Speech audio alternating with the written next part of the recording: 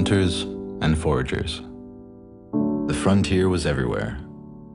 We were bounded only by the earth and the ocean and the sky. Today, we go about our business, unencumbered by the frontier. Society guides us. It gives us permission to drive on roads, to stop at red lights, and go on green. But something's not right. It often feels as if something is missing, as if the life society has allowed isn't quite enough. We spend so much time planning for the future. It seems we're forgetting how to live in the moment, how to feel a deep and profound satisfaction with life. It was this feeling that led us to watch people in cities, trying to understand what drives them. They typically did the same three things: walk, sit, and shop. Everywhere we looked, it was the same three things: walking, sitting, shopping. Maybe that's why it was so refreshing to meet this guy, Paul Whitecotton. He wasn't walking or sitting or shopping. He was moving in a way we'd never seen. So we asked him why. Why do these stunts? He explained these aren't stunts. It's more than that. So why do I do this? I don't know. I don't think it's really a question of like why I do it. It's like one of those things where it just feels like the right thing to be doing. As like right as it feels that you should be eating something when you're hungry. You can plan out your route, you can plan out what you're gonna do, what moves or whatever, but when you're actually doing it, you feel at peace with yourself, and I don't know how to experience that doing anything else. That's why I always come back to it, and that's why I have to do it, you know, like that's why it feels right, because if there's one thing most people in this world would want, it's like inner peace, you know, and just, so yeah, that's what I get out of it. Inner peace? Happiness? By just playing with your environment? No equipment to buy or rules to follow? No walking, sitting, or shopping required? Just simple movement?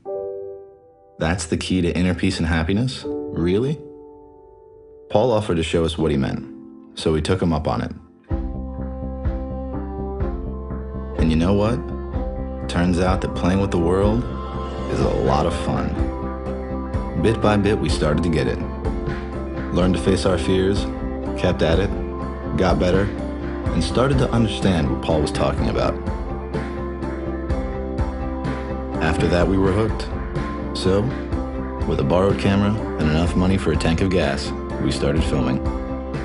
We discovered others who saw the world differently, people like David Agajanian. Together, we made a short film to help others see what they saw.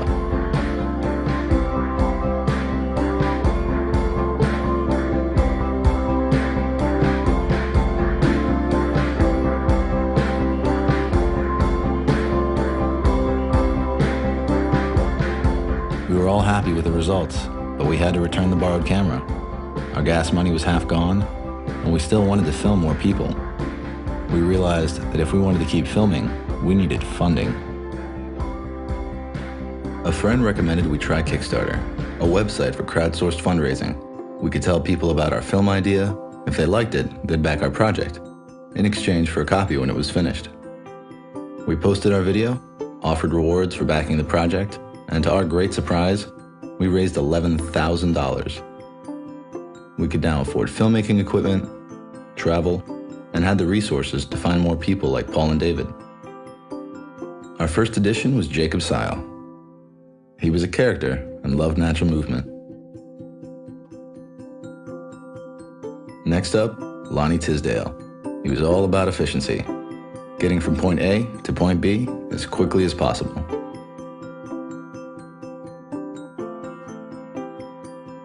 Rounding out our crew was Brian Orozco. Stunts were his day job, and flow, or continuous movement, was his passion.